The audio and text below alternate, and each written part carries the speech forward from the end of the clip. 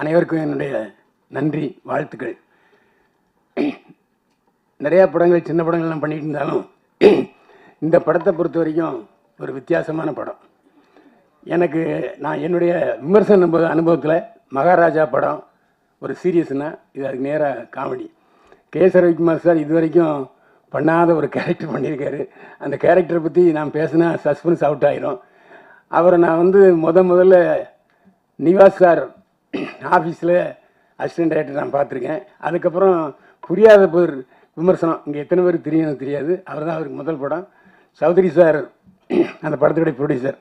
இல்லைட்டு நம்ம குட்லக் தேட்டரில் தான் பிரிவு போட்டாங்க. அப்போது நான் பார்த்துட்டு நல்ல கமெண்ட் சொன்னேன். அதுக்கப்புறம் அவருடைய தொடர்ந்து நிறைய படங்களில் என்னை போட்டிருக்காரு. அதாவது நான் இன்னைக்கு வில்லன் படத்தில் எல்லாரும் பேசுகிறாங்கன்னா அது காரணம் கே.எஸ். ரவிக்குமார் சார் தான். பாக்கியராஜ் சாருக்கு அப்புறம் என்னை ராமநாயணன் சார், அதுக்கப்புறம் கே.எஸ். ரவிக்குமார் சார் தான் தொடர்ந்து அவருடைய படங்களில் போட்டாங்க. அதனால் அவர் கடமைப்பட்டவன். அவருடைய சீடனை இந்த படத்தில் ரொம்ப நாளைக்கு அப்புறம் பண்ணியிருக்கிறேன். நகுல் எத்தனையோ ஹீரோஸை நான் பார்த்துருக்கேன். ரொம்ப ஜாலியாக ரொம்ப நாளாக பழகின ஒரு மாதிரி பழகினார். இந்த படத்தை பொறுத்த வரைக்கும் நான் ஜெகன் சொன்ன விஷயத்தில் நான் மாறுபடுறேன். நான் ஏன்னா இந்தியன் 2 படத்தில் அவரை ரொம்ப விமர்சித்து எழுதியிருந்தேன், நல்லா எழுதியிருந்தேன். அதை இப்போ வாபஸ் வாங்கிக்கிறேன். ஏன்னா அவர் நான் நல்லதே சொல்லலைன்னு சொன்னார். ஏன்னா எப்போவுமே நடிகர்கள்ட்ட ஒரு வித்தியாசமான பழக்கம் என்னென்னா, பாராட்டினா கண்டுக்கவே மாட்டாங்க. லேசாக கிள்னா போதும் உடனே காய்ச்சி முச்சுன்னு கத்துவாங்க. நான் ரவிக்குமார் சார் படத்துக்கு எத்தனையோ படங்களுக்கு விமர்சனம் இருக்கேன். ஒரு நாள் கூட என்னை அவர் அதை பற்றி சொன்னதே இல்லை. ஒரு டைரக்டர் எப்படி இருக்கணும்னா அது ரவிக்குமார் சார் மாதிரி இருக்கணும். அதாவது என்ன காரணம் சொல்கிறேன்னா, குற்றாலத்துக்கு ஷூட்டிங் போயிருக்கோம். திடீர்னு காலில் எழுதி பார்த்தா லாட்ஜி முழுக்க ஒரு 6 அடி தண்ணி நிற்கிது, வெளியே போக முடியாது. அங்கேருந்து ஷிஃப்ட் ஆகி ஒரு படத்தை முடிச்சு கொடுத்தாரு. அந்த படம் சின்ன படம் தான், பெரிய லாபம். அதே மாதிரி அது ஜெகன் சொன்ன இன்னும் நான் மறுத்து சொல்கிறேன். ஒரே ஒரு செண்டு தான் கொடுத்தாங்க. உண்மையிலே லேவிஷாக செலவு பண்ணாங்க இந்த படத்தை பொறுத்த வரைக்கும். அதாவது காட்சிக்கு என்ன தேவையோ அதை டைரக்டர் செஞ்சார்.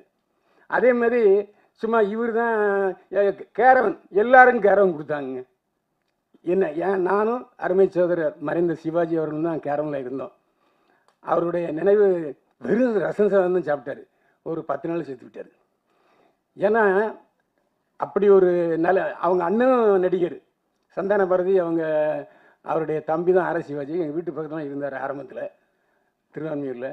அவர் இறப்பு, அவருடைய ஆத்மா இந்த இடத்துல கண்டிப்பாக சுற்றிக்கிட்டு இருக்கும். ஏன்னா சினிமாவை சுவாசித்தவர் ஆர் சிவாஜி. இந்த படத்தினுடைய டைரக்டரை பொறுத்த வரைக்கும் அவர் என்ன நினைக்கிறாரோ அது கண்டிப்பாக ஃப்ரேமில் வரணும், அதை செஞ்சார். அதே மாதிரி இந்த படத்தினுடைய கதை யூகிக்கவே முடியல. அந்த அளவுக்கு ஒவ்வொருத்தருக்கும் இந்த மகாராஜா படத்தில் கிளைமேக்ஸில் ஒரு பெரிய திரில் இருந்துச்சு இல்லையா, அந்த திரில் இந்த படத்தில் கடைசியில் இருக்கும். இந்த படத்தில் கே.எஸ். ரவிக்குமார் சார் நிறைய படத்தில் நடிச்சிருக்காரு. ஆனால் இந்த படத்தில் அவர் தயாரித்த படத்தில் கூட, அவர் கதாநாயகன் நடித்த படத்தில் கூட இந்த அளவுக்கு கேரக்டர் இருக்குமான்னு தெரியாது. இந்த படத்தில் ஒரு நல்ல மெமரபிள் கேரக்டர். அதாவது எல்லாருக்கும் அப் அண்ட் டவுன்ஸுங்கிறது சாதாரண வரத்தான் செய்யும் சினிமாவை பொறுத்த வரைக்கும். அதனால தான் நானே இறைவன் கொடுத்த யூடியூப்பை நான் தேர்ந்தெடுத்துக்கிட்டேன். நான் யூடியூப் இன்னும் என்னை வாழ வைக்குதுன்னு சொன்னால் எல்லாரும் என்னை பார்த்து மிரள்றாங்கன்னா அது ஒரு பிரமை. நான் நிறைய பேரை பாராட்டி எழுதியிருக்கேன், அதெல்லாம் கண்டுக்க மாட்டாங்க. ஒரு விஷயத்த முக்கியமான விஷயம் சொல்லிடணும். விமர்சனம் எழுதுகிறவர்களை திட்டாதீங்க, இது ஒரு எச்சரிக்கையாக சொல்கிறேன். இந்தியன் 2 படம் நல்லா இல்லைன்னா நல்லா இல்லை தான். அதை ஒரு கன்னடத்துலேருந்து ஒரு நடிகர் விமர்சனக்காரர்கள் கச்சாம திட்டினா நாங்கள் திருப்பி திட்டலாமா? தொடர்ந்து 3 தோல்வி படம் கொடுத்தாரு அந்த நடிகர், அந்த வில்லன் நடிகர். நல்லா இருக்கிற படத்தை நாங்கள் நல்லா இருக்குன்னு தான் சொல்லுவோம், நல்லா இல்லாத படத்தை எப்படிங்க சொல்ல முடியும்? அதனால் அந்த விமர்சனம் எழுதுகிறவங்களை தயவு செஞ்சு அதில் 1-2 பேர் இருக்கலாம் விதிவிலக்கு. ஆனால் நான்லாம் அப்படி இல்லை. நல்ல படத்துக்கு நல்ல படம் தான் விமர்சனம் கொடுக்குறோம். நல்லா இல்லாத படத்துக்கு எப்படி நல்லா இருக்குன்னு சொல்ல முடியும்? ஏன்னா மக்களோடு நாங்கள் இருக்கிறவர்கள். இப்போ இங்கே பேசுகிற எல்லாரும் சொன்னாங்க, நீங்கள் தான் இந்த படத்தை எல்லோரும் கொண்டு சேர்க்கணும், நீங்கள் தான் எல்லோரும் இந்த படத்தை கொண்டு சேர்க்கணும். ஜெகன் மட்டும்தான் அதில் வித்தியாசப்பட்டார். அதனால தான் அவர் எதுக்கு இன்னும் அடுத்த கட்டத்துக்கு ஒரு நகரில் இப்போ தெரியுது. உண்மையிலே சொல்கிறேன், மேடை நாகரிகம்னு ஒன்று இருக்குது. என்ன மட்டும் நீங்கள் விமர்சிக்கலை, எல்லா யூடியூபரையும் விமர்சிச்சிருக்கேன். தயவு செஞ்சு அப்படி செய்யாதீங்க.